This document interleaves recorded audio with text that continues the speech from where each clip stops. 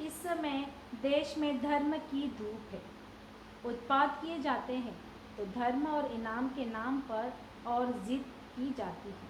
तो धर्म और ईमान के नाम पर रमुआ और बुद्धिमाया धर्म और ईमान को जाने या न जाने परंतु उनके नाम पर उबल पड़ते हैं और जान लेने और जान देने के लिए तैयार हो जाते हैं। तो अभी इस समय जो हमारा देश है उसमें देश में धर्म ने बहुत धूम मचाई है। उत्पात किए जाते, उत्पात यानी खुरापन, ठीक है। और इसमें धर्म और ईमान यानी सच्चाई के नाम पर और जिद की जाती है। तो धर्म और ईमान के नाम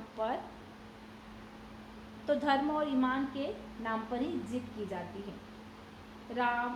रमया और बुद्धिमाया धर्म और ईमान को न जाने या न जाने परंतु उनके नाम पर उबल पड़ते हैं और जान लेने और जान देने को भी वो तैयार होते हैं।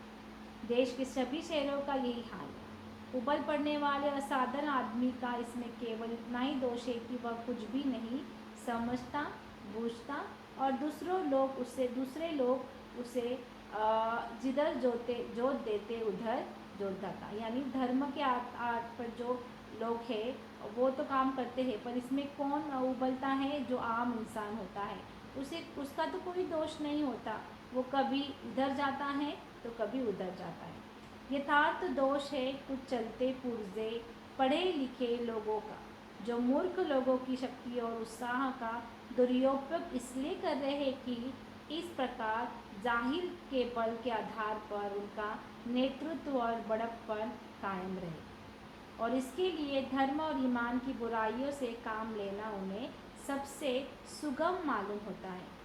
सुगम है भी, साधारण से साधारण आदमी तक के दिल में यह बात अच्छी तरह बैठी हुई है कि धर्म और ईमान की रक्षा के लिए प्राण तक देना वाजिब है। बेचारा असाधारण आदमी धर्म के तत्वों को क्या जाने, लकीर पीटते रहना ही वह अपना धर्म समझता है। इस अवस्था से चालाक लोग इस समय बहुत बेजा फायदा उठा रहे हैं। तो इसमें यहाँ उन्होंने, जो आम इंसान है वो धर्म को नहीं जानता है, जो धर्म की आड़ में जो मंत्री है वो आम इंसानों का इस्तेमाल करते हैं। वो बेचारा वो धर्म उनका करते करते उसको कभी कभी धर्म और ईमान की रक्षा के लिए उसको कभी कभी प्राणों की आहुति भी यानी प्राण तक देने पड़ते थे। और बेचारा असाधारण आदमी धर्म के तत्वों को क्या जाने, लकीर पीटते रहता है और अपना धर्म समझता है, यानी सिर्फ वो सहते रहता है और यही उसका धर्म है, ऐसे वो समझता है। और इस अवस्था में चालाक जो लोग हैं वो उसका फ़ायदा उठाते हैं। पश्चात देशों में, यानी जो हमारे पाश्चात्य यानी जो हमारी बाहर की संस्कृति है, वहाँ धनी लोगों की गरीब मजदूरों की झोपड़ी का मजाक उड़ाती हुई अंटार्कटिका आकाश से बातें करती हैं।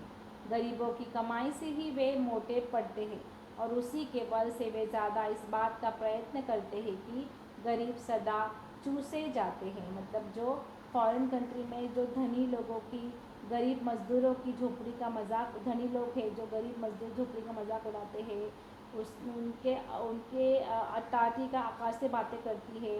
गरीब की कमाई से ही वे मोटे पड़ते हैं और इसी के बल से वे सदा इस बात का प्रयत्न करते हैं कि गरीब सदा चूसते हैं। यानी जैसे अगर कोई बिल्डिंग बनानी है तो वहाँ एक मजदूर काम करता है और फिर वो अमीर उसी मजदूर से बनाए हुए बिल्डिंग में रहता है। तो ये जो अमीर लोग हैं वो गरीबों को चूसते ही रहते हैं, ऐसा उनका काम करवाते ही रहते हैं उनसे। यह भयंकर अस्वस्थता है कि इसी कारण साम्यवाद बोल्शेविज़्म आदि का जन्म हुआ। हमारे देश में इस समय धनपतियों का इतना शोर नहीं। यहाँ धर्म के नाम पर कुछ गिन चुने आदमी अपने हीन स्वार्थ की सिद्ध के लिए है करोड़ों आदमियों की शक्ति का दुरुपयोग किया करते हैं। गरीबों का धनाढ्य द्वारा चूसा जाना इतना बुरा नहीं है। जितना बुरा यह है कि वहाँ है धन की मार, वहाँ है बुद्धि पर मार। वहाँ धन दिखाकर करोड़ों को वश में किया जाता है और फिर मन माना धन पैदा करने के लिए जोत दिया जाता है। यहाँ है बुद्धि पर पर्दा डालकर अपने ईश्वर और आत्मा का स्थान अपने लिए लेना और फिर धर्म, ईमान, ईश्वर, आत्मा के नाम पर अपनी स्वार्थ सिद्धि के लिए लोगों को लड़ाना भिड़ाना। देखो उन्होंने पाश्चात्य यानी जो फॉरेन कंट्री में कैसे होता है यहाँ दिया है कि वहाँ के हमारे देश में क्या होता है, इस समय धनपतियों का इतना शोर नहीं है।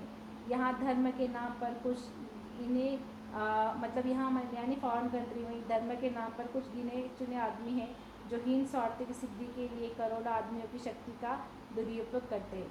गरीबों को धनाढ़ द्वारा चूसा जाता है। जितना बुरा यहाँ है कि वहाँ धन की मार, यहाँ है बुद्धि की मार, यानी वहाँ गरीबों को गरीबों से काम करवा कर उनको वहाँ कम पैसे देते हैं। पर हमारे जो देश में है वहाँ धर्म के आड़ में लोगों की बुद्धि पर मार देते हैं।